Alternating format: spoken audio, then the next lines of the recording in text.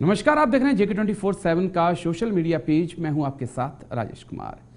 रूस यूक्रेन की जंग को 357 दिन हो चुके हैं और ऐसा कहा जाता है कि 24 फरवरी को एक साल इस जंग को पूरा हो जाएगा। 24 फरवरी को ही रूस ने यूक्रेन के ऊपर हमला किया था। लेकिन बात आज रूस यूक्रेन जंग की नहीं मैं करने वाला हूं। दरअसल इस जंग से जुड़ी हुई एक बड़ी अपडेट सामने आ रही है। दरअसल इस जंग के बीच में जब एक साल पूरा होने वाला है, उसी बीच व्लादिमीर पुतिन ने एक ऐसा फैसला किया है जिसने दुनिया को चौंका दिया है। और 30 साल बाद व्लादिमीर पुतिन के इस फैसले के बाद यूरोप, नाटो के देशों में हड़कंप मच गया है। अब आपके जहन में सवाल होगा कि आखिरकार पुतिन ने ऐसा किया क्या। इससे पहले पुतिन ने तमाम तरह की मिसाइलों को चलाया, पुतिन ने अपने आधुनिक हथियार दुनिया को दिखाए और तमाम मिसाइलें कह सकते हैं कि यूक्रेन के ऊपर दागी। लेकिन अब जो पुतिन ने किया है वो 30 साल पहले रूस में नहीं, यूएसएसआर में हुआ था। और जिस फैसले से अब पूरा अमेरिका, पूरा यूरोप और नाटो देश हिले हुए हैं। लेकिन वो फैसला है क्या, ग्राफिक्स के जरिए सारी जानकारी आपको देता हूं।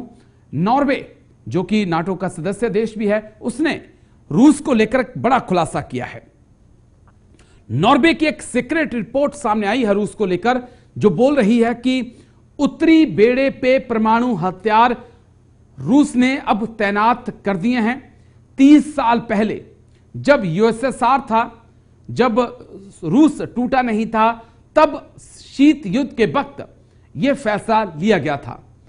पनडुब्बियों, युद्ध पोतों पर परमाणु हथियारों को उत्तरी बेड़े में तैनात कर दिया गया है।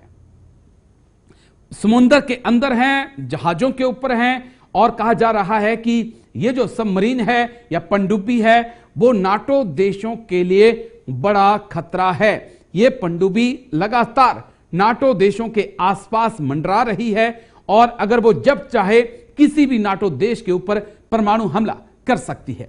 लेकिन अब सवाल यह है कि क्या व्लादिमीर पुतिन के इस फैसले के बाद थर्ड वर्ल्ड वॉर होगा? यह बहुत अहम सवाल है।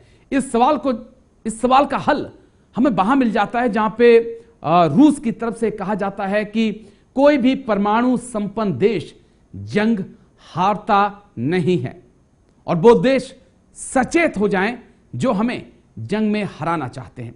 उसी बीच नॉर्वे की तरफ से यह सनसनीखेज खुलासा किया जाता है कि जो उत्तरी बेड़ा, जिससे कि व्लादिमीर पुतिन ने, रूस ने अपने परमाणु हथियारों को हटा दिया गया था, उस पे परमाणु हथियारों को वापस लाद दिया गया है, उसे वापस रवाना कर दिया गया है। उसमें पनडुब्बियां भी शामिल हैं, युद्धपोत भी शामिल हैं और ये तमाम जो युद्धपोत और पनडुब्बियां हैं वो नाटो और अमेरिका के आसपास मंडरा रही हैं। और अगर जिस प्रकार से कि व्लादिमीर पुतिन ने जर्मनी को, ब्रिटेन को, अमेरिका को सचेत किया है, नाटो देशों को सचेत किया है कि आप यूक्रेन को हथियार मत दीजिए, अगर आप ऐसा करेंगे तो हम एक कदम आगे जाकर आप तक भी पहुंच सकते हैं। और जो बेड़ा रवाना किया गया है, क्या यह बेड़ा उसी के तहत रवाना किया गया है कि आने वाली गर्मियों में अगर नाटो देश मदद रोकते नहीं हैं तो व्लादिमीर पुतिन कोई बड़ा कदम उठा सकते हैं।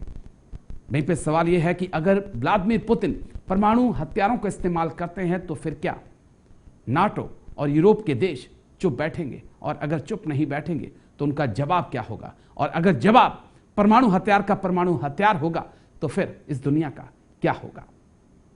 ये बहुत बड़ा सवाल है। आप सोचिए और उम्मीद करिए कि यह जंग परमाणु हथियारों तक ना जाए। उससे पहले टेबल पे दोनों देश बैठकर अपने तमाम मसलों को सुलझा लें। वक्त छोटे से ब्रेक का, जल्द हाजिर।